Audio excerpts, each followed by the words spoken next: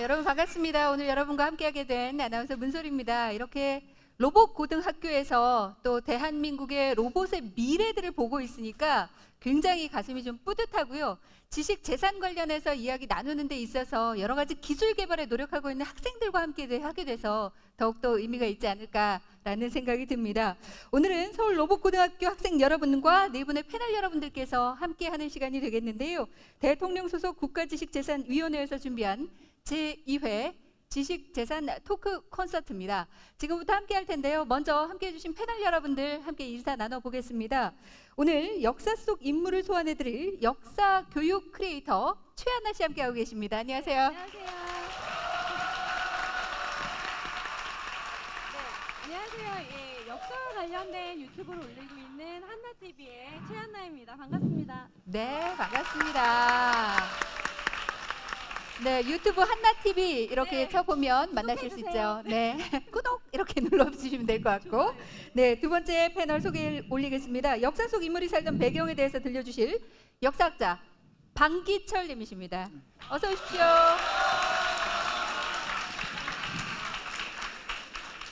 저는 지금 현재 선문대학교 역사문화 콘텐츠학과 교수로 재직 중에 있습니다. 네, 교수님 반갑습니다. 오늘 여러 가지 역사 속의 또 아이디어와 지식재산 이야기를 나눠줄 예정입니다. 그리고 오늘 역사 속 지식재산 가치에 대해서 조언을 해주실 유경동 작가님이십니다. 어서 오십시오. 예, 안녕하세요. IP전략 컨설턴트 유경동입니다. 오늘 여러분이 지식재산에 대해서 갖고 있는 궁금증, 모르시는 점 이런 거 풀어드리러 나왔습니다. 고맙습니다. 네, 반갑습니다. 작가님 좀 상기되신 것 같아요. 젊은이들을 보다 보니. 여기 군대 와 있는 것 같은데. 그러니까요.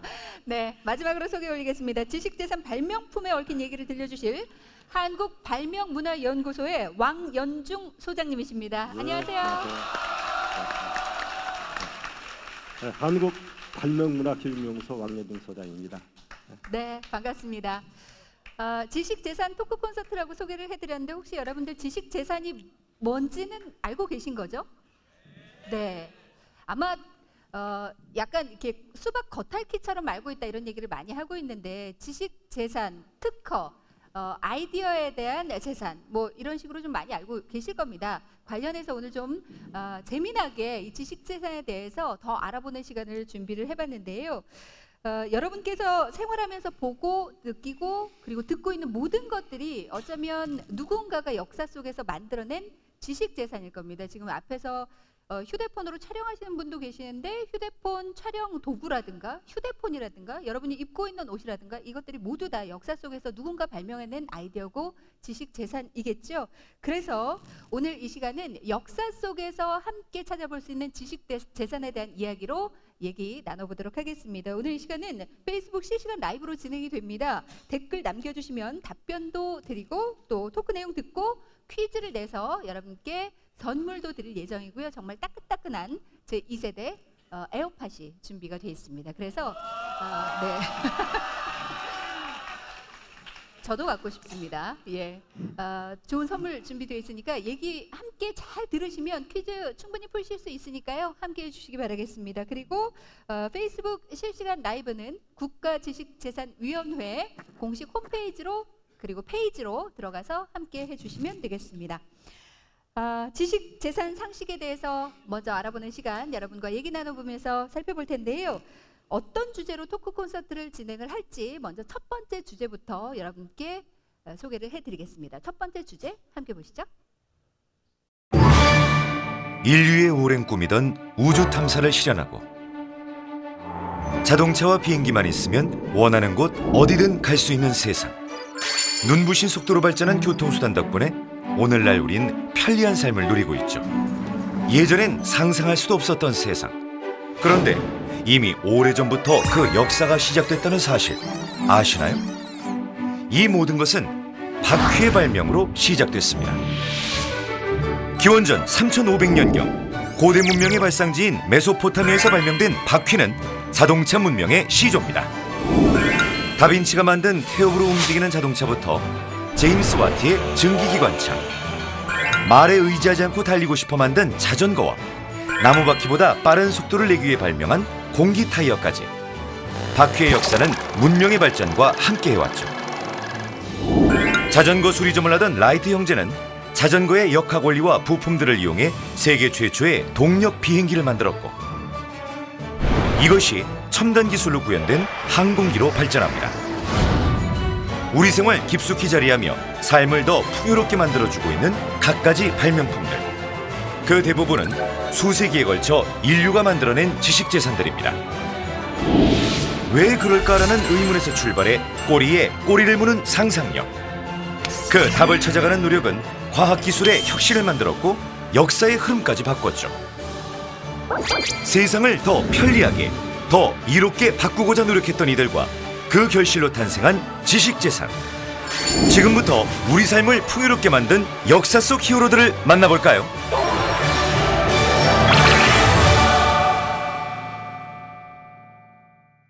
박수 쳐도 좋을 것 같은데요.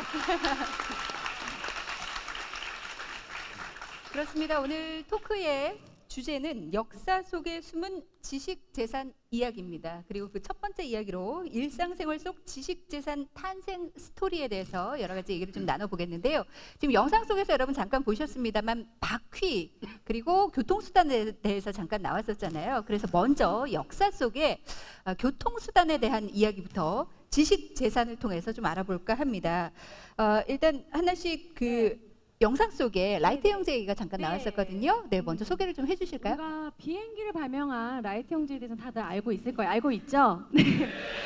이 라이트 형제는 원래는 자전거 수리공이었대요. 시골의 작은 자전거 수리공이었는데 하늘을 나는 자전거를 만들고 싶은 거예요. 그래가지고 그 공기 역학 원리를 이제 자전거에서 기인해서 만들었고 부품도 만들어서 최초의 실험을 하게 되는데 네. 사실 근데 그 라이트 플라이어 1호를 1903년 이제 12월 17일에 이제 실험을 하는데 무섭잖아요. 실패할 수도 있고 네. 비행하다가 떨어지면 사실 죽을 수도 있는 거잖아요. 근데 그 비행기에 타는 거를 라이트 형제 중에 누가 탈지 어떻게 정했는지 알고 계시나요?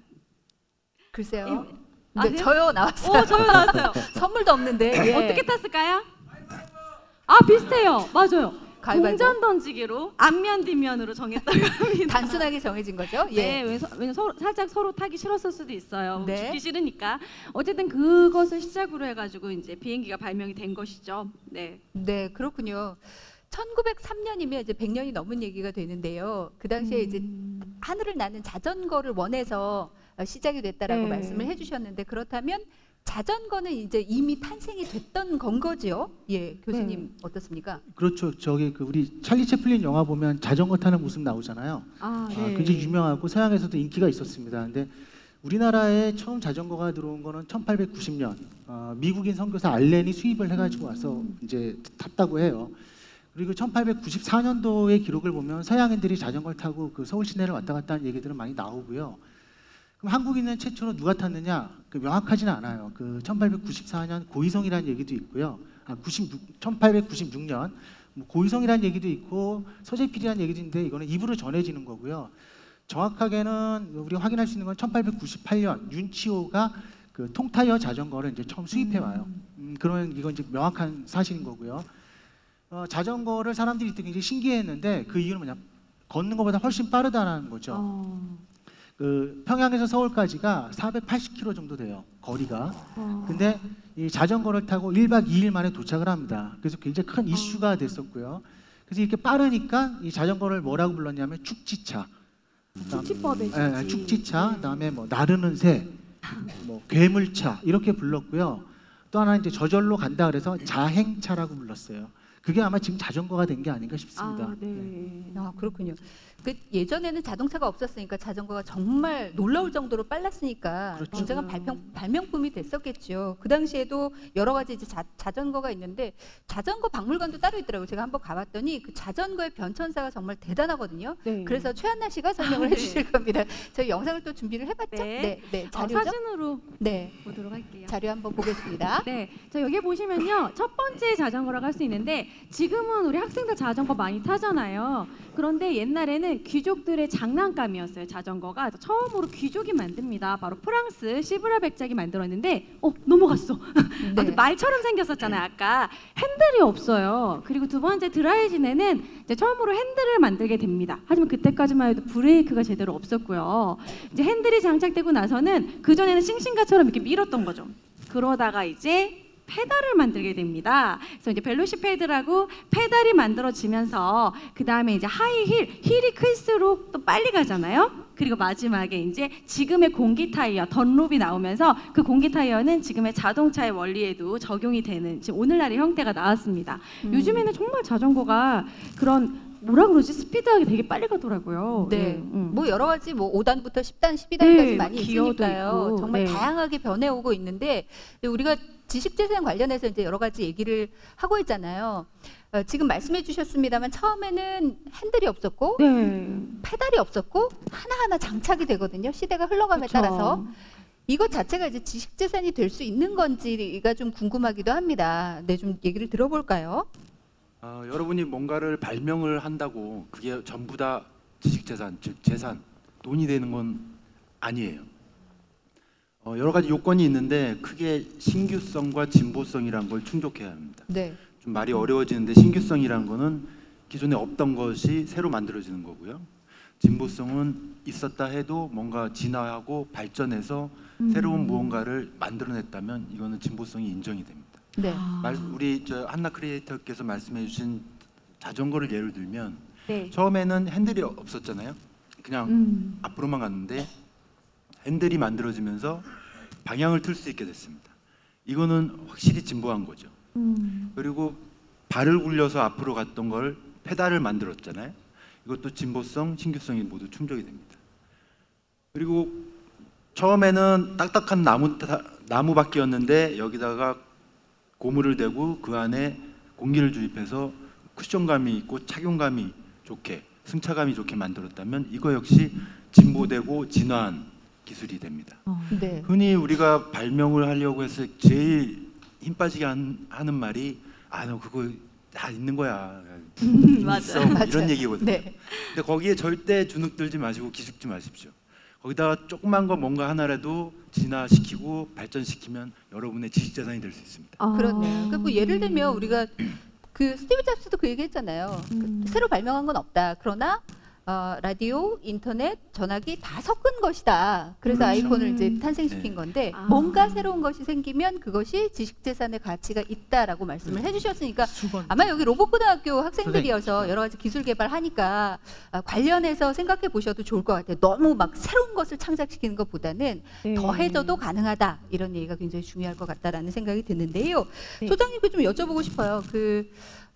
일상생활에서 특허를 받은 그리고 발명품으로 크게 인정받은 여러 가지 제품들이 있을 텐데 소장님께서 우리 학생들에게 소개해 주시고 싶을 만한 제품은 어떤 게 있을까요? 예, 여러 가지 있겠지만 오늘 시간 관계상 하나만 소개하겠습니다. 네. 저 뒤에 있는 학생들 보일지 모르겠는데요. 이게 뭔지 아시겠어요? 이게 뭔지 뭘로 보십니까? 네. 떼수건. 손수건. 이태리 타월이라고 들어보셨어요? 네, 이태리 타월입니다. 자, 이 간단한 발명이 사실은 간단한 발명이 아니었습니다. 자, 뭐냐면 이런 거예요. 이 이태리 타월 발명은 우리나라를 빛낸 10대 발명에도 선정이 됐고요. 우리나라에서 가장 많이 팔린 생활 필수품으로 기네스북에 올랐습니다. 믿어지십니까? 그뿐만이 아닙니다. 이 발명품이 처음 발명될 때가 60년대입니다. 60년대에 이 발명품을 가리켜 사람들은 뭐라고 했냐면요. 황금알을 낳는 거위라고 이렇게 표현을 했습니다. 그만큼 값진 발명이었죠. 지금은 아닌데요. 1950년대만 해도 우리나라 굉장히 가난했습니다. 오직했으면 그 목욕탕 한 번 가는 것을 큰맘 먹여 갈 수 있었을까요? 믿어지지 않겠지만 사실입니다. 그러니까 목욕탕에 가면 전신의 몸을 다 벗기고 와야겠죠. 그런데 이게 쉬운 일이 아닙니다. 자, 이걸 지켜보고 발명하게 된 사람이 김필곤 씨입니다. 이분은 이 사람들이 목욕이 힘들어하고 때를 벗기는 어려움을 보고 어떻게 하면 완전하게 때를 좀 벗길 수 있는 방법이 없을까? 이런 생각을 하게 됩니다. 그리고 한 2년 동안 전 세계에 있는 온갖 섬유 소재 이런 섬유를 다 모아서 실험에 들어갑니다. 실험하고 그러다 어느 날 이태리에서 생산된 비스코스 네이온이라는 섬유로 이런 수건을 만듭니다. 여러분 이걸 이태리 타워라고 부르는 이유가 바로 거기에 있습니다. 네. 이태리에서 발명된 이태리산 섬유로 만들었기 때문에 이태리 타워 불렀죠. 근데 이것이 발명되기 전에는 우리나라에 마땅한 이 목욕 도구가 없었습니다. 네. 그러니까 어떻게 했냐면 우리 수건을 둘둘 말아가지고 이렇게 문지르는 겁니다. 이렇게. 심지어 어떤 사람들은 이 속에 수건 속에 돌을 집어넣어까지 문질렀습니다. 바로 이때 아주 이렇게 예쁘고 값도 싸고 때가 잘 문질러지는 이 이태리 타월이 발명됐으니 얼마나 인기가 좋겠습니까? 네. 생산되자마자 날개좋던 듯 불티나게 팔렸습니다. 돈도 많이 벌었겠고요. 예. 그런데 끝이 아닙니다. 네. 이게 특허 등록까지 받았습니다. 그러니까 일정 네. 기간 독점 생산까지 했다는 거죠. 그렇습니다. 그래서 그러니까 사실 예, 정말 이런 아이디어가 그렇습니다. 예. 이 기필곤 씨는 이 발명 하나로 아주 큰 돈을 받았다는데요. 네. 흔하지 않아요. 잘 팔리죠. 특허 등록까지 받아서 독점 생산. 알겠습니다. 네. 네. 그리고 왜 이태리 타월인지도 여러분 알게 되셨을 것 같고 사실 그렇게 발명된 지 오래되진 않았거든요. 근데 정말 전 세계적으로 불티나게 팔리면서 기네스북에 올랐다고 하니까 대단한 발명품이긴 하죠. 예. 떼돈이네요. 그렇죠. 떼돈이네요. 정말. 예. 저는 얼마나 떼돈을 돈을 벌었을지 벌었습니다. 궁금해요. 네. 근데 이제 떼돈. 그 때밀이 수건 얘기를 하고 있자니 목욕탕 얘기를 안 할 수가 없는데요. 네. 사실 우리나라도 예전부터 그 아시아권에서 공중목욕탕을 많이 가는데 예전부터 목욕탕이라는 그 습관이라 그래야 되나요? 전통이 있었나요? 지금의 공중목욕탕과 같은 건지는 모르겠지만 삼국시대 그 국왕들이 온천에 가서 목욕한 얘기들이 있어요. 기록이 나오거든요. 그 민들도 이제 아마 온천욕을 했을 거고 이게 일종의 이제 공중목욕탕이다 이렇게 말씀드릴 수 있어요. 근데 보다 좀 대중적인 거는 이제 조선시대 들어서입니다. 여러분 아시다시피 고려 후기에 시비법이 들어오죠. 네. 그럼 이제 거름을 주게 되는데 거름을 주는 게 여러분 뭐로 주죠? 그거로 하죠. 그래서 거름을 줄 때 똥장군에다가 담아요. 그리고 똥지게에 지고 논이나 밭에 가서 거름을 주는데 아무리 조심해도 한두 방울 튀어요. 그리고 가다가 넘어지면 뭐 난리 나는 거고요. 그죠? 그리고 이 거름은 보통 한 마을에서 같이 줍니다. 그러다 보니까 거름을 주지 않은 사람들도 몸에 냄새가 배요. 그래서 거름 준 날은 마을 사람들 전체가 시냇가로 가서 목욕을 합니다. 다 같이. 예, 네. 그런데 이게 원칙이 있어서 여성들은 상류에서 목욕을 하고요, 남성들은 하류에서 목욕을 해요. 네.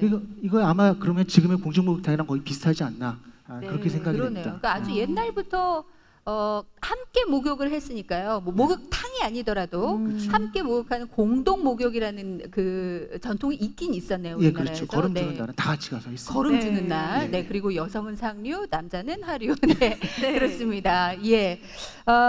목욕탕 얘기를 또 해봤는데요. 사실 그 목욕탕 갈 때 속옷 다 챙겨 가시죠? 갈아입어야죠. 네.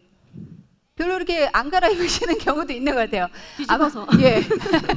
속옷을 보통 챙겨갑니다. 네, 네. 아무래도 깨끗이 씻고 나면 깨끗하게 갈아입고 싶어서. 그래서 여러분께서 요즘 잘 입는 물론 사각 팬티도 있습니다만 삼각 팬티도 아주 대단한 발명품이었다는 사실을 아마 네. 모르시는 분들이 계실 거예요. 네. 그래서 좀 설명을 해주셨으면 좋을 것 제가 같아요. 요즘 사물 역사, 유래에 네. 대해 관심이 많은데 삼각 팬티는 왠지 서양에서 만들었을 것만 같잖아요. 네. 근데 의외로 삼각 팬티는 1954년 일본에서 사쿠라이 할머니가 만들었다고 합니다. 이 50대 중반의 할머니가 손주가 이렇게 여름날에 그때는 반바지 형태의 팬티밖에 없었대요. 그래가지고 너무 더워하니까 얘를 좀 시원하게 해줄 수 없을까 해가지고 테트론이라는 좀 얇은 섬유를 뚝딱뚝딱 잘라가지고 고무줄 껴서 삼각 팬티를 만든 거예요. 그러니까 되게 활동하기도 편하고 땀도 차지 않고 시원하고. 그래서 이 할머니가 또 특허를 내고 또 엄청나게 또 팬티 장사로 돈을 벌게 됐다고. 일본어로 빤스 맞아요. 맞죠? 네, 빤스. 네, 네. 저희 할머니께서 맨날 빤스라고 그래서 저희 할머니도 고무줄로 이렇게 만드셔서 네. 하시고 그러셨거든요. 근데 예전에는 정말 그 면으로 하얀색 면으로 검은 고무줄을 만들어서 입었던 네. 그런 어머님들이 계셨어요. 네. 저도 그걸 본 세대긴 한데 어쨌든 편리성을 위해서 만들었는데 이걸 특허내고 지식재산으로의 가치를 가져가게 된 거잖아요. 맞습니다. 네. 이게 이 사쿠라이 할머니가 손자를 위해서 만들어줬다고 하면 이제 거기까지는 딱 훈훈한데 네. 실제로 일본 특허청 문헌을 찾아보면 이 할머니가 처음에 이 매크로라는 첫 삼각 팬티를 출원, 즉 특허 신청을 한 이후로 수년에 걸쳐서 비슷한 특허를 일정 기간 계속 냅니다. 이 얘기는 뭐냐면 비즈니스 감각이 있는 거죠. 할머니 치고는 굉장히 사업 수완도 있으셨던 분으로 생각이 됩니다. 그래서 실제로 이게 시장에서도 상품화가 되다 보니까 토요 레이온이라는 일본 당시의 굴지의 의류 업체에서 이 할머니가 갖고 있던 특허권을 라이센스를 주고 삽니다. 그게 연간 한 당시 돈으로 한 30만 엔, 오늘날로 보면 수억 원은 될 거예요. 를 주고 살 정도입니다. 그리고 네. 그 회사의 기술 고문이라는 직책까지 드려요. 결국 할머니는 손주를 위해서 처음 시작하셨는지는 몰라도 나중에는 사업 비즈니스 감각에 대한 보상도 충분히 받으셨던 걸로 보입니다. 네, 그러니까 사실 이곳에 계신 그 로봇 고등학교의 학생들은 그 로봇이 어떻게 하면 진화할 수 있을까, 어떤 더 좋은 능력을 갖고 있게 할 수 있을까, 기술 개발에 치중을 할 텐데 지식재산의 가치를 갖기 위해서는 상용화시키고 상업화시키는 것도 굉장히 중요하겠네요. 이런 부분도 좀 생각하는 게 좋을 것 같아요. 우아하셨으니까 돈 얘기에. 네. 비즈니스 그렇습니다. 감각도 중요하다. 그렇습니다. 네.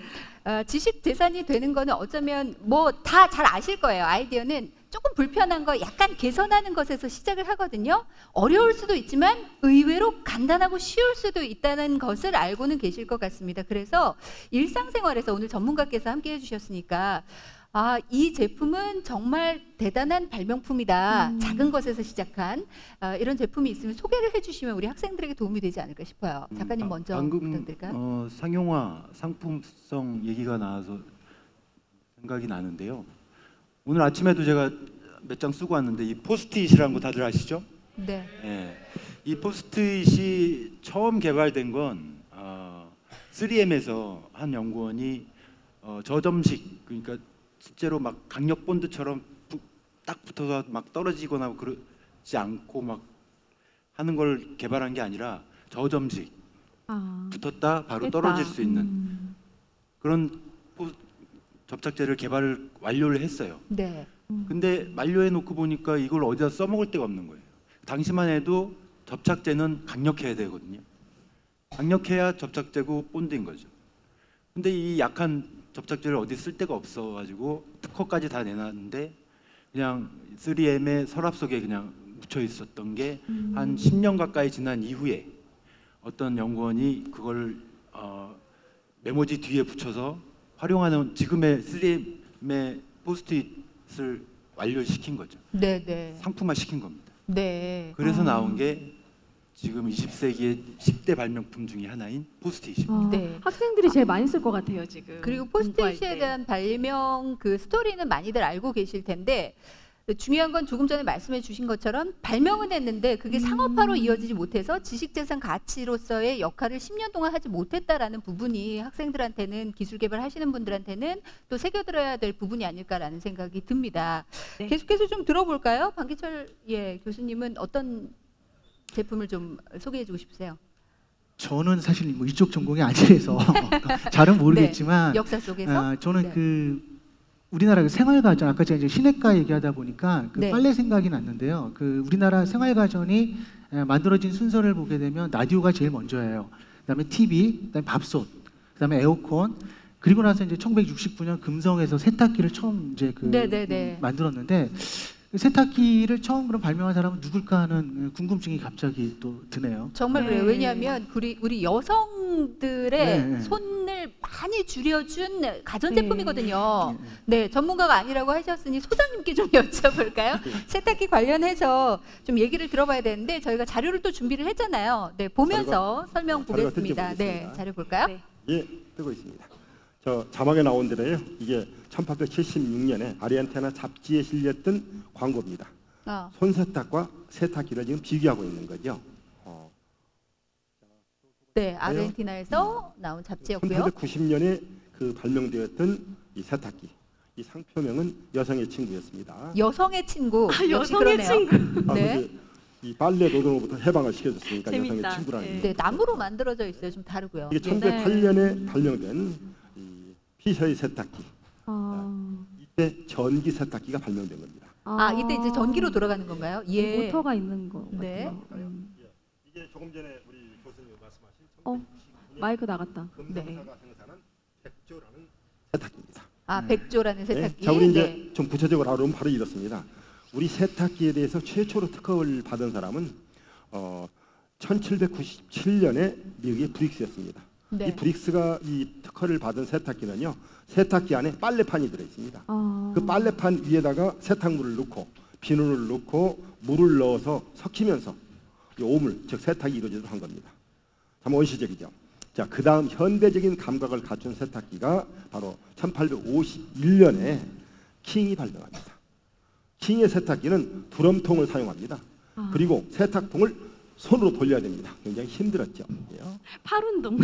예, 팔로 네. 돌립니다.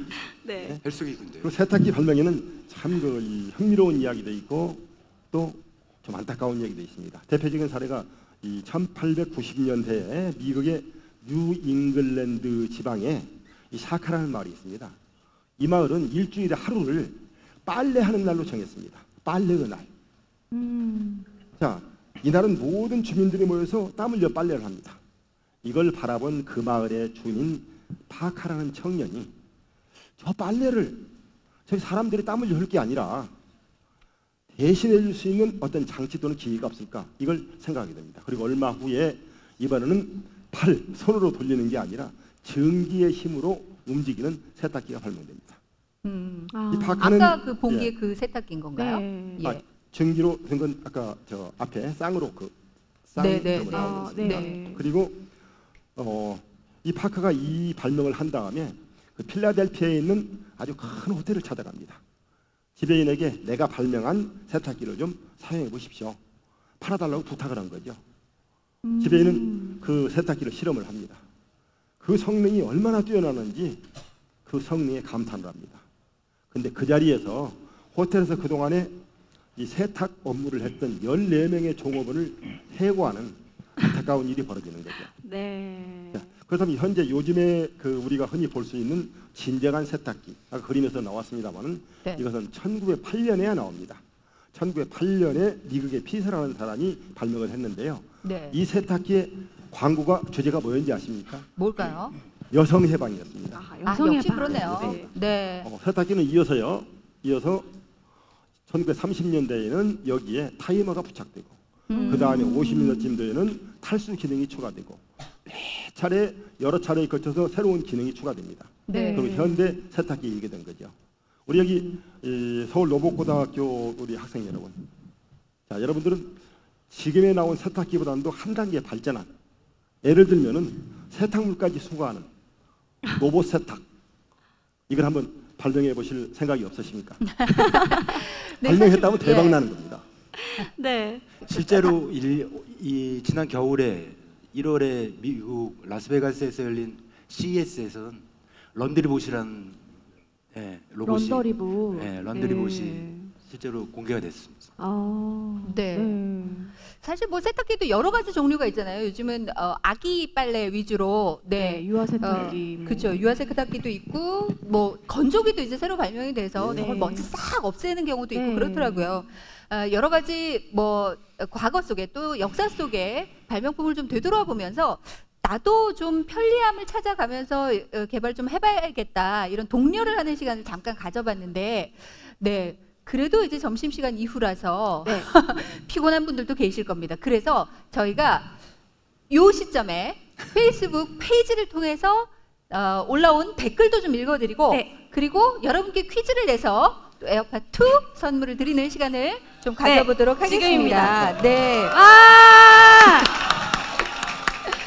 네. 저희가 잠시만요. 제가 페이스북 페이지를 통해서 올라온 댓글들을 좀 읽어드릴게요. 여러 가지 댓글들이 좀 나와 있는데요. 본인의 전화번호를 쓰신 분도 계십니다. 네.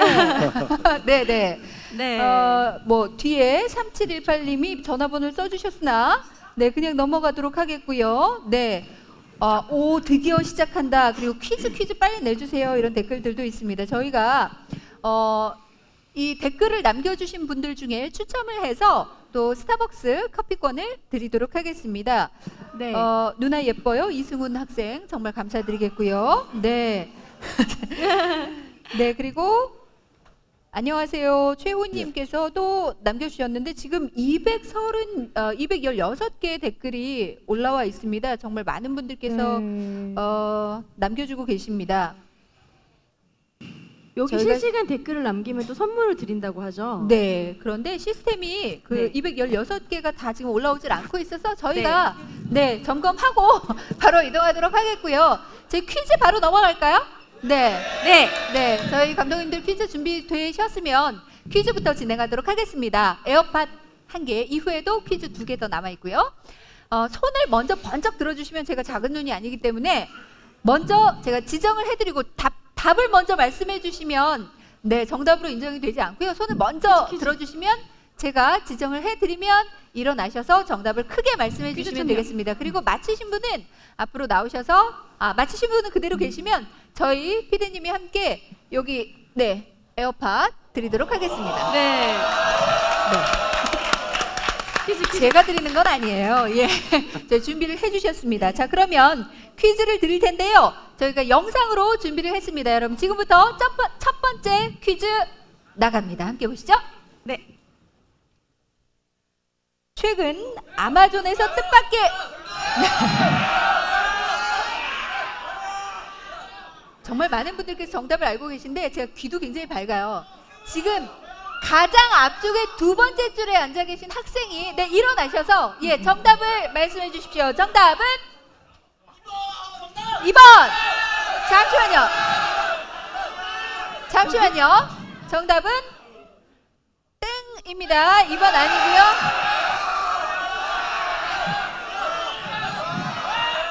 네. 잠시만요. 네. 하나, 둘, 셋, 네 번째 줄에 예. 네, 지금 뒤돌아보시는 분. 네, 그분이십니다. 일어나 봐 주세요. 네. 정답은요? 정답은 1번. 땡.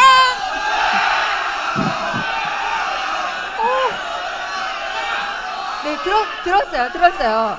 저희가 문제는 좀 읽어드려야 될 것 같아요. 들었어요. 세 번째 분 들었고요. 최근 아마존에서 뜻밖의 한류를 몰고 온 것들이 있습니다. 해당 물건이 아닌 것인데요. 네, 지금 세 번째 줄에 네, 손 내리신 분. 네, 저 지금 예, 일어나셔서 정답은요? 네? 몇?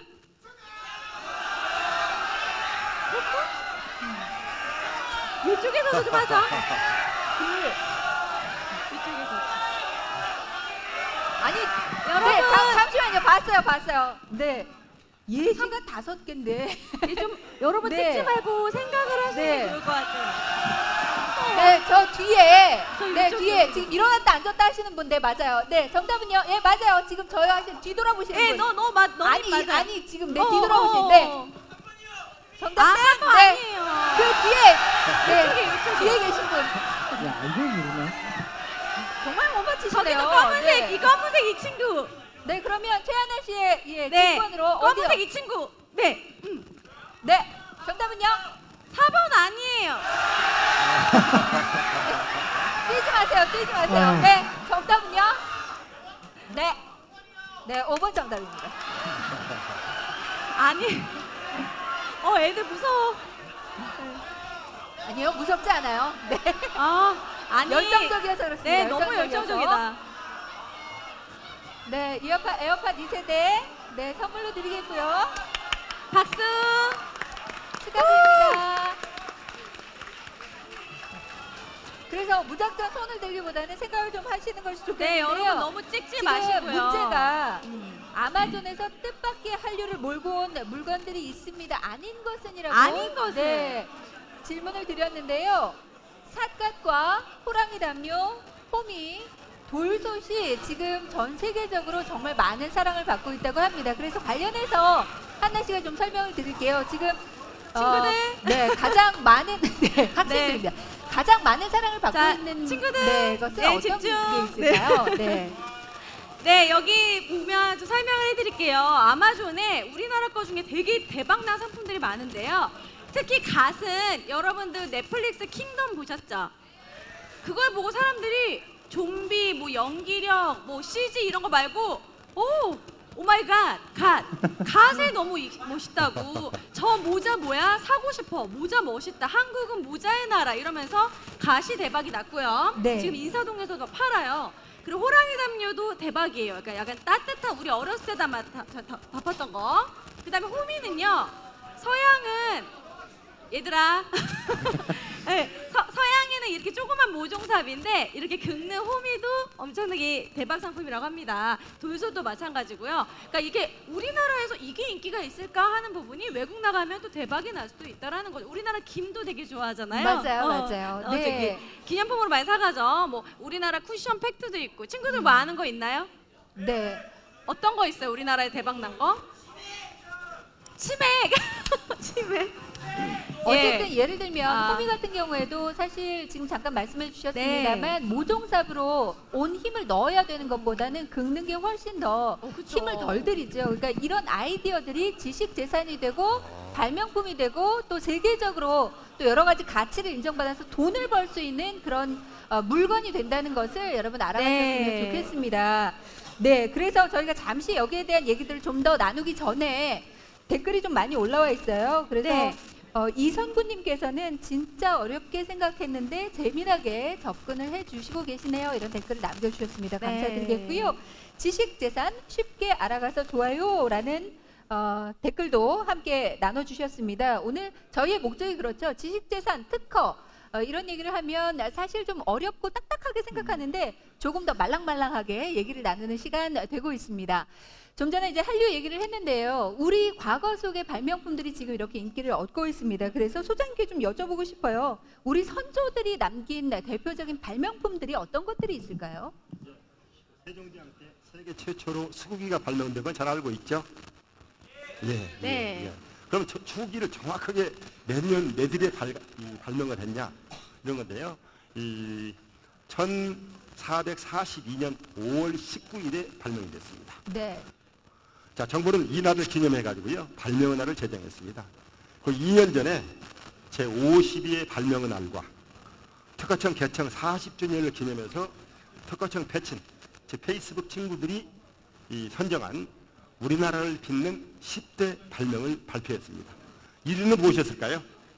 자, 1위는 훈민정음이었습니다. 역시 한글이죠. 한글. 세종대왕이 만들어낸. 2위는 거북선. 네. 3위는 금소갈자. 4위는 온돌순이었습니다. 온돌이요? 예, 온돌도 4위에 올라 있습니다. 그러네요. 1, 2, 3위는 우리가 이제 예측을 했던 것이고 이 온돌의 경우에는 물론 훌륭한 발명품이긴 합니다만 생각지 못했던 거기도 해요. 근데 서양인들도 정말 훌륭한 발명품이다 이런 얘기들을 좀 많이 하고는 있거든요. 네. 좀 여쭤볼까요? 온돌에 대한 이야기들을 좀 나눠볼까요? 네. 온돌은 그 신당서에 이미 등장해요. 캉이라고 해서. 그러니까 이제 고대에도 온돌을 이제 썼던 것 같고요. 근데 재밌는 거는 부자들이 온돌을 쓰는 게 아니라 민들이 온돌을 써요. 네. 귀족들은 왜냐면 이때 입식 생활이었으니까 그 풍로를 놓고 이제 살았습니다. 그러다가 이제 점점 우리가 자식으로 변해가게 되는 건데 온돌의 최초의 형태는 이제 쪽구들이라고 해요. 쪽구들이 뭐냐면 한쪽 구석에 흙으로 이렇게 침상을 만들고 한쪽에만 이제 그 불을 떼는 형태예요. 네. 그러니까 지금의 온돌보다는 조금 차이가 있죠. 네, 이것이 지금 자료가 나오고 있어요. 이런 형태입니다. 예. 한쪽만. 한쪽 구석에 이렇게 흙으로 침상을 만들고 아주 구들장을 놓을 수가 없으니까. 난로 같네요. 그러다가 이제 고려 시대가 되면 지금의 온돌과 비슷한 형태로 이제 가게 되고요. 근데 이제 그 재밌는 거는 조선 시대까지도 일반인들이 온돌을 못 써요. 왜냐하면은 구두를 놓는데 고도의 기술이 필요하고, 그다음에 그 땔감을 이제 계속 떼야 되기 때문에 유지 비용이 많이 들어요. 그래서 성종실록에도 보게 되면 온돌을 금한다 이런 기록들이 나옵니다. 그러면 온돌을 언제부터 우리가 다 쓰게 됐냐면은 17세기 이후의 얘기예요. 17세기에 지구의 기온이 급격히 떨어집니다. 이걸 우리가 소빙기에 접어들었다고 얘기를 해요. 네. 그러니까 이제 추워지니까 이제 그 난방이 필요한데 춥다 그래서 갑자기 멀쩡한 집 때려 부시고 온돌 깔 수는 없죠. 네. 그런데 이 기후가 이상 기온이 오니까 농작물이 안 자라서 기근이 이제 심해지고요. 그다음에 전염병이 돌아요. 그래서 전쟁이 많이 일어납니다.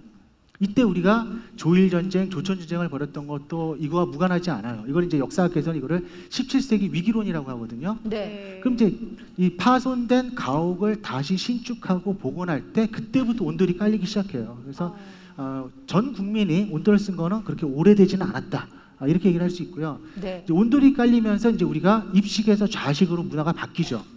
그러니까 따뜻한 바닥에 넓게 앉을 수 있는 게 존엄한 거예요. 그래서 어른들은 이제 책상 다리라고 해서 넓게 앉고요. 그 아이들은 이제 좀 좁게 무릎 꿇고 앉는 형태로 다리 펴고 앉으면 안 되는 거예요? 밖에 나가는 거죠. 건방진 거죠. 그렇구나. 그 따뜻한 온돌 바닥에 이제 면적이 많이 닿는 것이 어르신들이고, 그렇죠. 네, 거죠. 가능한 거고, 네. 네, 어린이들은 무릎을 꿇고 앉고, 예, 예. 네, 그러니까 어떤 발명품이 이제 우리의 그 문화를 좀 바꾸는 계기도 되겠다 이런 그렇죠. 생각이 네. 듭니다. 그리고 만약에 그때 특허 제도가 좀 잘 돼 있었다면 이 온돌도 또 다른 특허로 지금까지도 지식재산의 가치를 풍요롭게 누릴 수 있었을 것 같은데 그때는 그렇게 그 특허 제도가 잘 정착이 되지 않았었죠? 네, 그렇습니다. 그때만 해도 뭐 특허라고 할 만한 게 없었기 때문에 네. 우리가 온도를 세계화시키고 또 상품화시킬 수는 없었죠. 네네네. 네. 예전에는 그러면 뭐 이렇게 특허 관련해서 청원을 낸다든가 그런 건 없었나요? 그런 제도 자체가 없었기 때문에 네. 이 과학기술이 좀 퇴보하는 일종의 계기가 되기도 했는데요. 네. 근데 실은 더 나가 보면 일본보다 우리가 더 특허 제도를 더 빨리 도입할 수 있었던 사건이 하나 있었습니다. 네네. 1882년 그러니까 고종 19년 때 얘기인데요. 우리가 종두법으로 잘 알고 있는 지석영 선생님이 과학기술진흥을 위해서는 우리가 특허 제도라는 걸 도입해야 된다고 당시 고종 황제에게 상소를 올립니다. 네. 하지만 당시 시대 상황이 고종 황제가 그걸 받아들이기엔 너무 급진적인 제도였어요.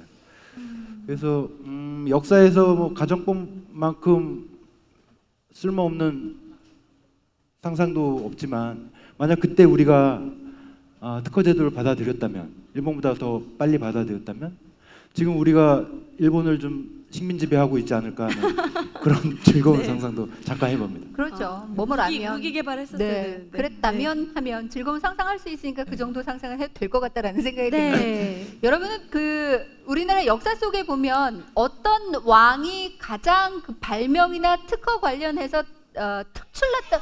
그렇죠. 예. 우문현답이죠, 뭐. 네, 네. 누구요? 논개? 뭐? 소통을 좀 하려고 여쭤봤습니다. 네. 뭐 아무래도 세종대왕을 꼽을 수가 있겠죠. 맞아요. 예. 세종대왕 때가 가장 활발한 여러 가지 발명이 있었죠. 아시다시피 치국이도 있었고 가장 우수한 발명 한글이 있었죠. 네. 우리 친구들 우리 타자 몇 정도 나와요? 진짜 요즘 애들 빠르잖아요. 그리고 그거보다 더 빠른 게 스마트폰. 몰래 이렇게 카톡 같은 거 하면 친구들 진짜 빨리 하던데 네. 그렇게 할 수 있는 게 다 한글 때문이죠. 왜냐하면 중국어는 타자로 만들 수가 없어요.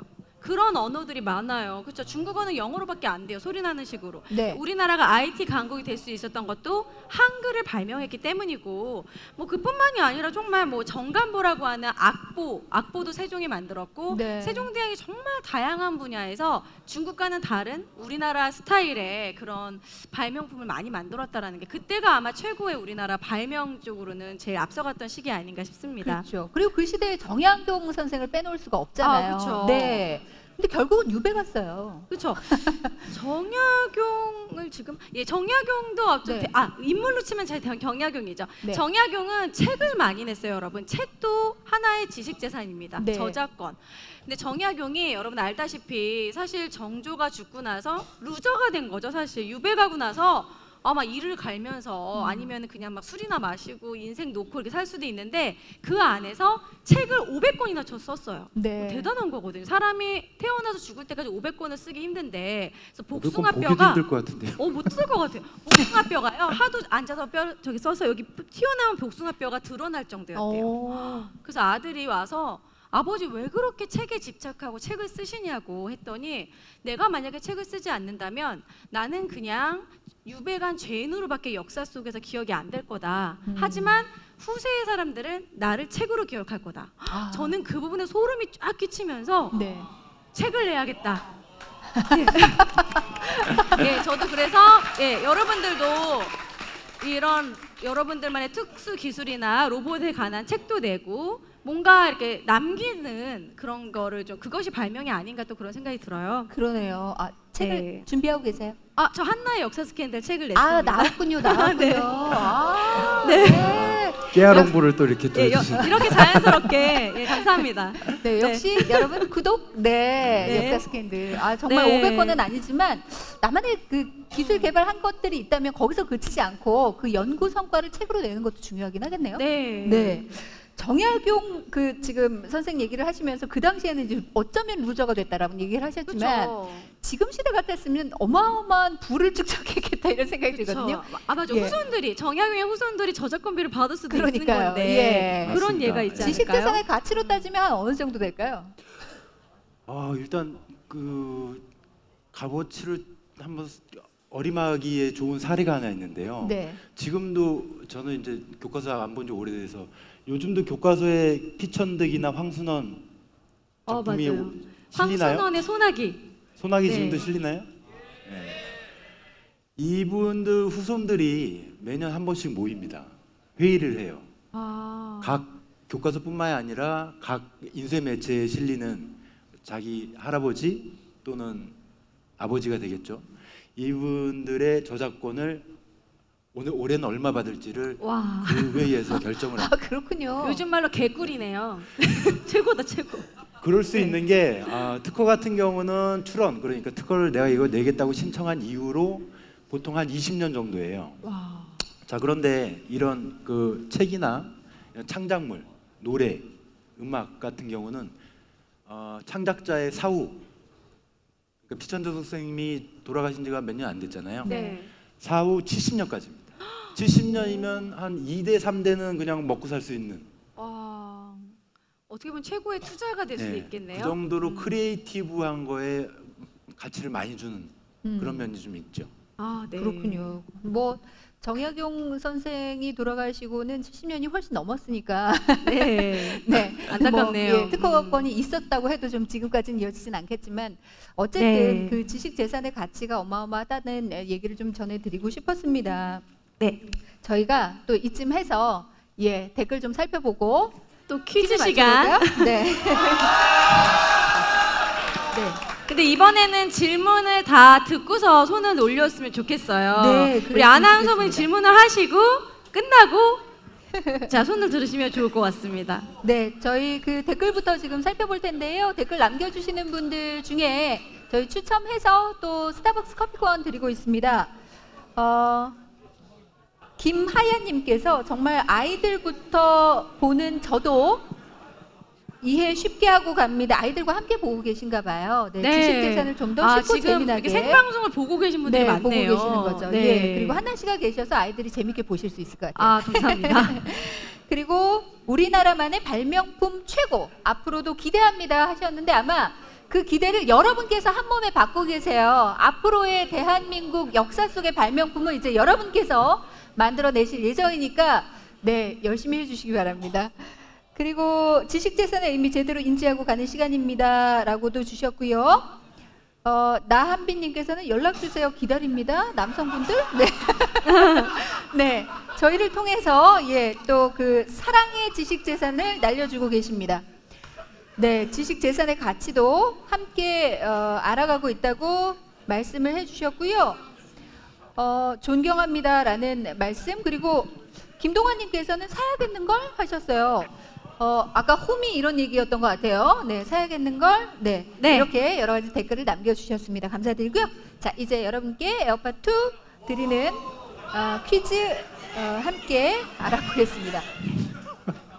벌써 손을 들고 계시는데요. 손 드세요. 아무래도 한 번에 봐야 되니까 제가 영상으로 이번에도 질문을 드릴 텐데 질문 드리고 모두 끝난 다음에 제가 하나 둘 셋 하면 손 올려주시면 가장 빠른 분께 그 답변을 하실 기회를 드리도록 하겠습니다. 자, 그럼 먼저 영상으로 퀴즈부터 함께 보겠습니다. 흥선대원군 때 세계 최초로 만들어진 이것은 무엇일까요? 1번 앞치마, 2번 네. 지금은 예. 이렇게 하면 저희가 퀴즈를 들을 수가 없어서 뒤쪽에 계신 분들도 계셔서 네. 제가 하나 둘 셋 함께 드리겠습니다. 1번 앞치마, 2번 패딩, 3번 방탄조끼, 4번 떡바지. 정답을 맞춰주세요. 하나 둘 셋. 네, 저기 맨 뒤에 네, 방금 뒤돌아보시면 예, 맞습니다. 네. 정답은 패딩이요? 네, 여기 앞에 네, 정답은 3번 뭐야? 방탄조끼 정답입니다. 네, 저희 선물 드릴게요. 저희 PD님께서 함께 갖다 드릴게요. 급한 마음에 막 나오시려고 하셨어요. 네, 축하드리고요. 에어컨 사용하시면서 또 다른 아이디어를 내주세요. 네, 우리 로봇이 함께 음성을 낼 수 있는 이런 기술도 예, 발명해 주시면 좋을 것 같고요. 네, 두 번째 줄에 앞쪽에 계세요. 네. 감사하는 마음을 함께 담아서 멋진 또 발명품 내어주시기 바라겠습니다. 축하드립니다. 그리고 그 문제를 한 번 더 보여드릴게요. 흥선대원군 때 세계 최초로 만들어진 이것은 무엇일까요? 바로 네. 방탄조끼입니다. 방탄조끼. 네. 사실 알고 요즘 계셨어요? 네, 방탄소년단이 엄청 인기잖아요. 그렇죠. 예. 자, 우리나라에 방탄조끼도 있었습니다. 네. 이게 흥선대원군 때는 워낙 쇄국 정책을 했고 네. 보수적이라고 생각하는 친구들이 많아요. 하지만 흥선대원군 때 방탄조끼 면제배갑을 만들었다라는 거죠. 그러니까 이게 지금 방탄조끼 원리가 이런 아라미드 섬유로 이렇게 딱 총격을 막는 그런 건데 그 네. 원리가 똑같대요.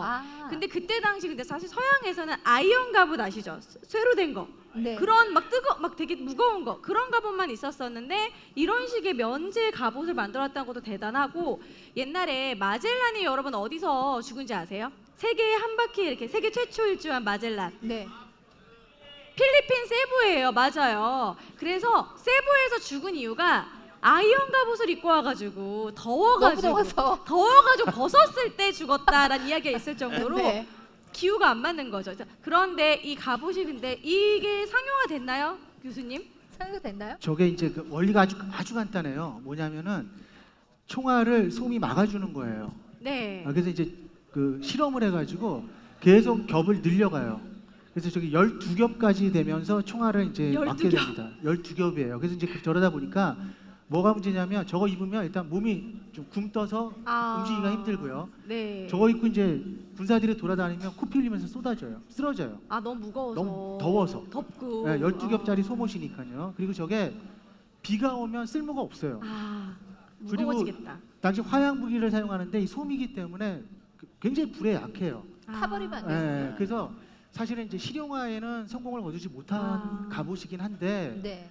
그래도 저게 저는 좀 우리가 주목해야 될 건 뭐냐면 흥선대원군이 서양의 과학기술에 맞서기 위해서 저렇게 여러 가지 시도를 해봤다. 노력을 했다. 이런 실험 정신을 우리가 좀 높이 평가해야 된다. 그렇게 생각을 합니다. 그렇군요. 그리고 그런 아이디어가 단계별로 성장을 하면서 또 다른 아이디어가 덧붙여지면서 기술 혁신이 일어나는 거잖아요. 네. 한 가지만 더 말씀드리면요. 흥선대원군 때 서양 배랑 싸우다가 안 되잖아요. 네. 그래서 가라앉지 않게 하려고 어떻게 하냐면 오리라든지 뭐 이런 그 깃털을 배에 붙이고 악효로 붙여가지고 네. 또 한번 이제 해보기도 해요. 그 기뢰도 만들고 하여튼 다양한 그 과학 기술의 어떤 노력을 네. 기울였던 사람입니다. 그렇군요. 네. 예. 지금부터 문제 그 설명들을 좀 잘 들으셔야 마지막 문제를 또 맞히실 수가 있습니다. 집중하세요. 네. 함께해 주시기 바라겠고요. 이렇게 그 한류로 인해서 지금 세계적으로 인정을 받고 있는 우리 과거의 발명품부터 지금까지는 우리 역사 속에 빛나는 지식재산이라는 이야기로 함께 얘기를 나눠봤습니다. 지금부터는 세상을 바꾼 세계 역사 속 지식재산 사건에 대한 이야기를 좀 더 구체적으로 나눠보겠습니다. 지금 말씀드렸습니다만 세계사에는 인류 문명의 흐름을 바꾼 지식재산 사건과 인물들이 있는데요. 네. 어벤져스 히어로와 연결을 좀 해서 요즘 또 핫한 어벤져스와 얘기를 좀 나눠볼까요? 네. 아이언맨, 토니 스타크 캐릭터와 가장 어울리는 인물도 있을까요? 아무래도 어벤져스에서는 토니 스타크가 제일 인기가 더 많잖아요. 네. 우리나라에는 이제 정약용이 있다면 여기 서양에서는 바로 레오나르도 다빈치 아시나요? 그렇죠. 모나리자. 화가로 주로 유명한데 사실 네. 레오나르도 다빈치는요 의학, 해부학, 천문학, 나르는 기구, 비행기 같은 것도 만들었었고 정말 똑똑한 인물이래요. 네. 그 다빈치 코드라는 영화도 나올 정도로 다빈치는 자기가 이제 그런 아이디어를 비밀 일기를 썼는데 그거를요 좌우반전해서 썼대 영어로. 예. 거울로 읽을 수 있는. 그런 정도로 정말 특이한 사람이었고 이 사람을 되게 존경했던 사람이 바로 스티브 잡스가 항상 신제품을 개발할 때 다빈치를 거론할 정도로 그의 창의성을 되게 놀랍게 생각했다고 합니다. 그래서 어떻게 보면 토니 스타크 정도의 인물이 아닌가 싶어요. 아, 그렇군요. 지금 잠깐 얘기를 들어도 생각을 바꾼 사람, 생각을 네. 다르게 한 사람 이런 생각이 드는데 네. 창의성은 거기서 많이 나오는 것 같아요. 그렇죠? 예, 맞아요. 네, 그렇습니다.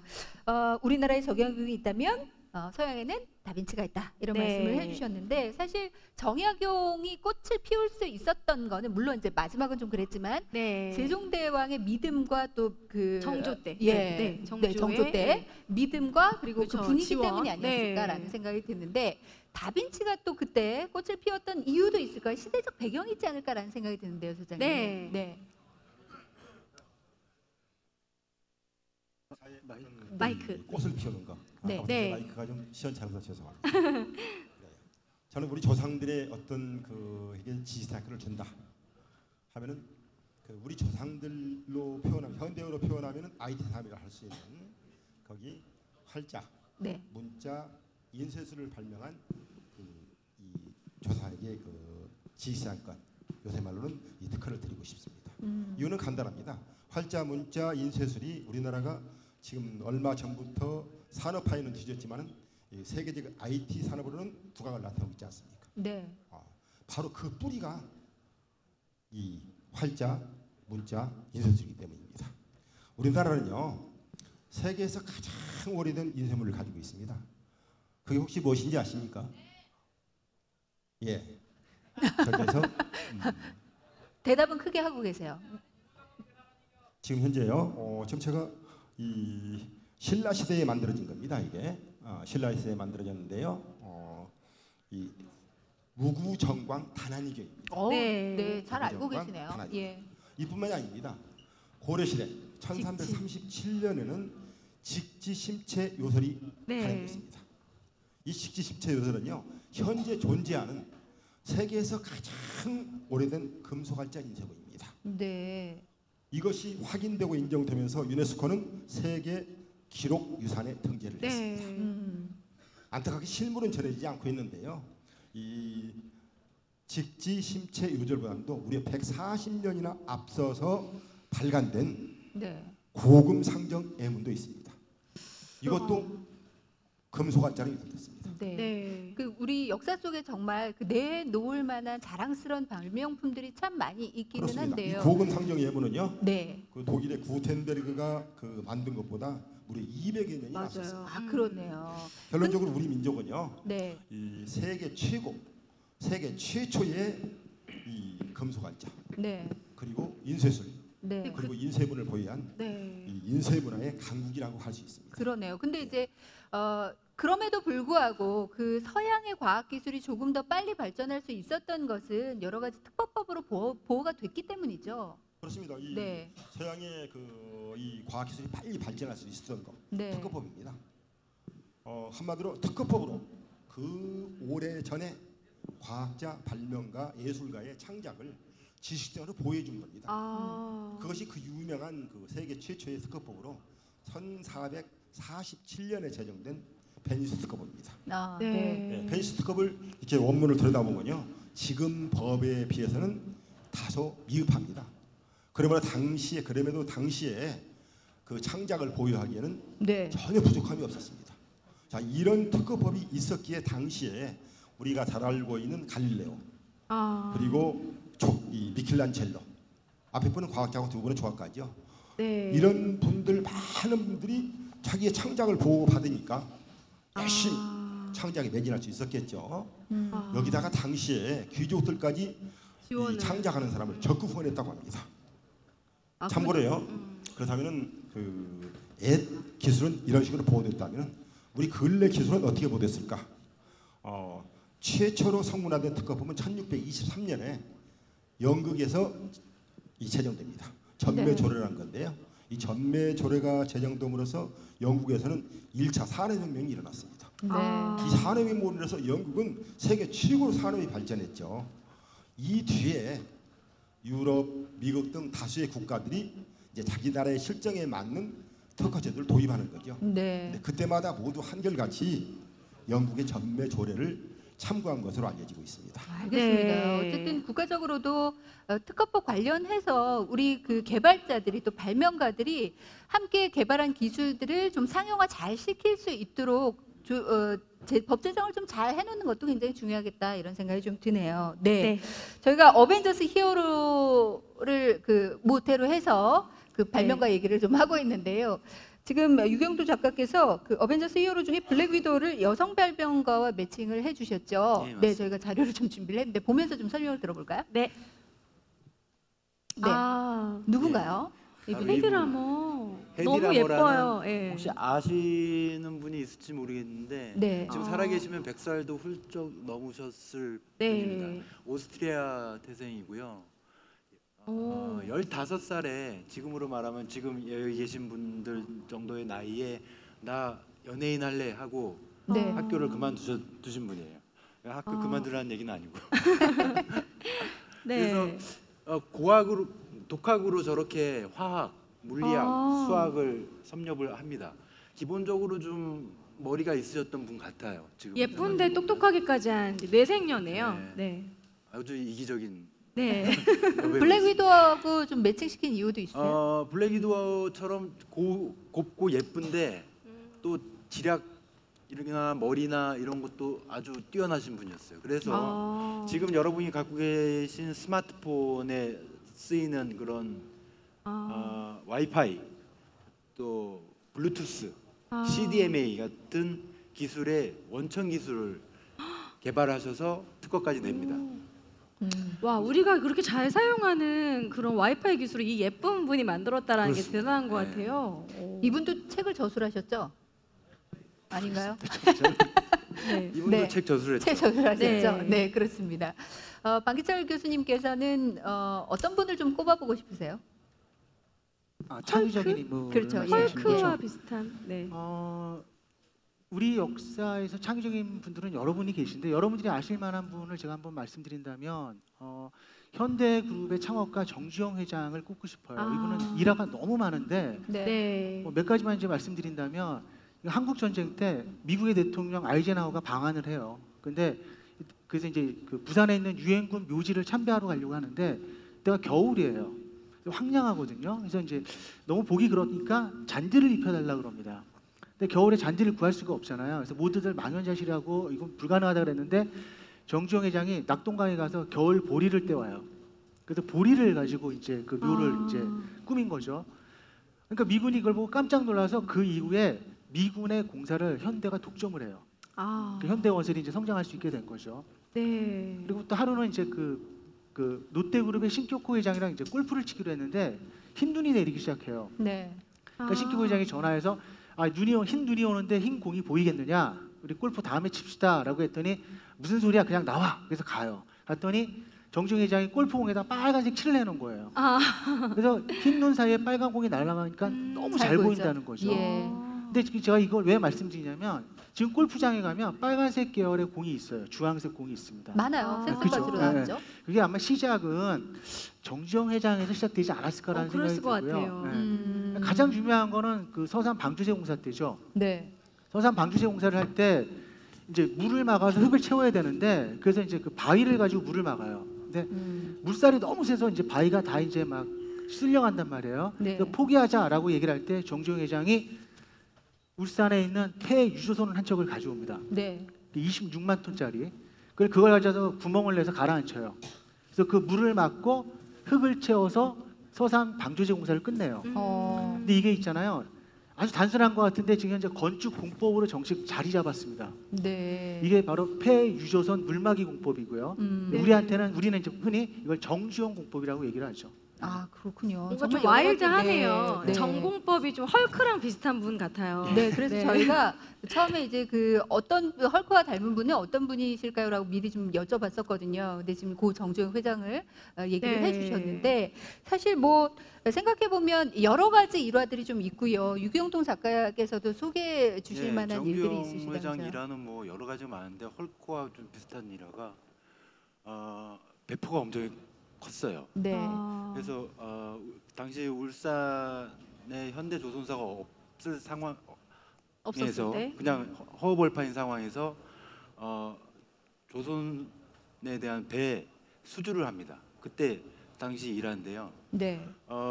투자를 받기 위해서 세계적인 투자기관에 가가지고 우리나라 지폐 500원짜리 지폐를 딱 보여줍니다. 지금 계신 분들은 500원짜리 동전만 보셨을 텐데 옛날에는 지폐가 나왔었거든요. 500원짜리가. 그때 당시 얼마 정도죠? 그러면 500원짜리면 얼마나 됐을까요? 꽤나 큰 돈이었어요. 예. 제가 500원짜리 있을 때 200원이면 짜장면 한 그릇이었어요. 기억나요? 네. 두 명이서 짜장면 하나 먹고 또 차 한 잔 마실 수 있는 정도. 이제 중요하잖아요. 네, 네, 네. 그래서요. 네. 이 500원짜리 네. 500원짜리 앞면에 중요한 건 500원짜리 앞면에 이순신 장군 영정 사진이 딱 있습니다. 네. 영정 그림이. 네. 그 뒷면에는 이순신 장군이 만드신 거북선, 철갑 거북선이 있습니다. 그걸 이제 영국계 그 투자사한테 보여주면서 우리는 영국보다 더 빨리 철갑선을 만든 민족이다라는 걸 보여주고 투자금을 유치해서 그 돈으로 배도 만들고 조선소도 짓게 됩니다. 지폐는 그림으로 한 거였구나. 이미 정주영 회장께서는 그 역사 속의 과학 기술에 관심을 가지고 안 되는 건 없다. 해봤냐 이런 얘기 하시잖아요. 예. 안 되는 건 없다라고 도전을 하셨던 거죠. 어떤 새로운 일들에. 네, 그게 우리 후대에게 또 경각심을 갖게 하는 것 같아요. 네. 이제 마지막 퀴즈를 좀 드려야 될 것 같아요. 여러 가지 얘기를 좀 나눠봤으니까요. 그리고 또 여러 가지 댓글도 또 함께 많이 올라오고 있습니다. 네. 최민재께서는 그 정주영 회장 얘기를 듣고 그 태엽 자동차를 만들었다는 이런 얘기들을 해주셨어요. 네. 퀴즈 드리겠습니다. 오늘의 이제 마지막 퀴즈가 되겠는데요. 아마 여러분 쭉 얘기 들으면서 역사 속에 여러 가지 발명품이 있다는 것을 좀 많이 알게 되는 기회가 되셨죠? 네. 안 주무시고 계시군요. 네. 앞으로 좀 여러 가지 개발품 그리고 발명품 그리고 멋진 로봇을 만들어 내셔서 대한민국의 과학 기술을 좀 세계에 알려주셨으면 좋겠다라는 마음으로 오늘의 마지막 퀴즈를 여러분께 드리겠습니다. 마지막 퀴즈는요. 네, 주관식이네요. 주관식입니다. 네, 주관식입니다. 네, 문제 드리겠습니다. 로봇 고등학교 학생인 여러분이 로봇 생산하는 기업에 취직을 해서 로봇 만드는 일과 관련된 발명을 하면 땡땡 발명이라고 합니다. 네, 지금 반짝반짝한 시계를 차고 계셨어요. 정답은요? 네? 특허 발명? 네, 땡. 힌트를 하나 드릴까요? 뒤쪽에 계세요. 예, 뒤쪽에. 네? 개발 발명 아니요. 그 옆에 계신 분 아까부터 손 들으셨죠? 정답은? 네? 로봇 발명 땡. 네, 앞쪽에 예. 네, 지금 네. 특허 발명 땡입니다. 힌트를 하나 네, 앞쪽에 줘야겠어요. 괜찮습니다. 조금만 더 가볼게요. 해주세요. 네, 여학생 계세요. 여학생? 여학생 여학생 찬스. 네, 세 번째 줄 예, 끝에 계신 분 일어나 보세요. 네. 정답은요? 산업 발명? 아쉽네요. 네. 좀 어려울 네, 것 앞쪽에 같아요. 계신 분. 네. 힌트 줘야 될 것 같은데. 지식 발명 아니고요. 자, 조금 더 생각을 좀 해보겠습니다. 일과 관련된 발명을 땡땡 발명이라고 합니다. 맨 뒤에 네. 저 쳐다보신 분 일어나세요. 뒤돌아보시는 분 방금. 네. 정답은요? 첨단 발명. 아니고요. 그 옆에 지금 방금 일어나셨던 분. 창작 발명. 네? 창작 발명 아니고요. 힌트를 좀 더 주시죠. 네, 힌트를 지금부터 자, 그러면 직무와 관련된 발명. 아니 너무 열정적이어서 시원하시네. 손수건까지 들고 계셔서 네 뒤에 수건 들고 계신 학생 정답은요? 정답은? 정답입니다. 정답입니다. 다 알려드렸네요. 너무 알려주셨어요. 네, 제가 네. 갈갈이 그 힌트 주려고 그랬는데. 네. 마지막 에어팟 드리겠습니다. 네, 축하드리고요. 네. 사실 조금 전에 그 정재용 회장 말씀도 해주셨습니다만 그렇다면 직무 발명이란 무엇일까요? 네. 이런 겁니다. 바로 이 공무원 그리고 회사원 그리고 단체의 직원이 자기의 직무와 관련해서 한 발명을 우리는 직무 발명이라고 합니다. 그렇죠. 여러분들이 개인적으로 했다면 개인 발명이죠. 네. 자, 그렇다면 직무 발명은 어떻게 보호를 해줄까? 직무 발명은 직무 발명 보상 제도를 통해서 보호해주고 있습니다. 그렇다면 직무 발명 보상 제도란 무엇이냐? 이런 거죠. 아까 여러분이 회사의 주직에서 로봇을 발명했다면은 그 지식상권, 즉 특허권은 회사가 갖는 겁니다. 그럼 좀 억울하겠죠.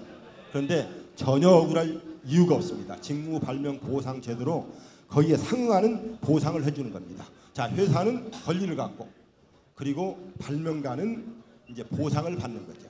어떤 보상이 주어지냐면 이런 겁니다. 그 발명이 특허로 출원되면은 출원 보상을 받을 수 있고요. 네. 그리고 또 하나 저기에서 출원된 권리가 등록이 되면 등록 보상. 또 등록된 권리가 제품화 상품화 되면 실시 보상. 혹시 기술이 팔리면은 그에 상응하는 보상을 해주고 있습니다. 그뿐만이 아닙니다. 인사 고가에 반영해 가지고요 승진에도 혜택을 주고 있습니다. 네. 그래서 이제 우리나라는요 전체 발명의 80 내지 90%가 직무 발명으로 이루어지고 있습니다. 알겠습니다. 그래서 네. 사실은 그 자동차 회사에서도 저도 매번 발명의 날을 가는데 신기술을 직원들이 개발하고 발표하고 회사에서 충분한 보상을 하는 그런 날들이 있습니다. 그래서 회사에 들어가서도 발명을 할 수 있고 또 개인적으로도 발명을 할 수 있고 아마 이 로봇고등학교에 함께 다니고 있는 우리 학생들은 기본적으로 창의성을 굉장히 많이 갖고 있지 않을까라는 생각이 들어요. 오늘 이 자리를 빌려서 여러 가지 얘기들을 많이 나누셨으니까요. 귀한 발명품으로 앞으로 개인적인 성장도 누리시고 또 대한민국에 기여도 하셨으면 좋겠다라는 생각이 듭니다. 이렇게 세계적인 지식재산 인물과 사건은 역사의 흐름까지 바꿔놨는데요. 그게 가능했던 건 조금 전에 그 히어로 얘기를 했습니다만 이분들께서 정말 덕질을 하듯이 지식재산 히어로들을 보호하고 우대해줬기 때문이 아닐까라는 생각이 듭니다. 앞으로도 여러분께서 여러 가지 아이디어로 세상을 바꾸는 힘을 길러주셨으면 좋겠고요. 오늘 함께 얘기 나눠주신 네 분의 패널 여러분들께 여러분 큰 박수 한번 부탁드리겠습니다. 오늘 고맙습니다. 감사합니다. 감사합니다. 그리고 저희 지식재산 콘서트는 여기서 마무리 짓는 것이 아니라 또 한 번 더 여러분과 만날 기회가 있고요. 페이스북 국가지식재산위원회 친구 맺기 해주시면 앞으로 오늘 콘서트 내용은 물론이고요. 지식재산 관련된 재미있는 정보들 함께 하실 수가 있겠습니다. 소소한 이벤트들 계속 마련되고 있으니까 여러분 함께 해주시기 바라겠고요. 다음 시간은 마지막 3회고요. 영화에서 만나는 재미난 지식재산 이야기로 여러분을 다시 찾아뵙겠습니다. 공유하시는 것 잊지 말아주시기 바라겠습니다. 지금까지 국가지식재산위원회에서 준비한 제2회 지식재산 토크 콘서트 역사 속에 숨은 지식재산 이야기였습니다. 함께해 주신 여러분 고맙습니다. 고맙습니다.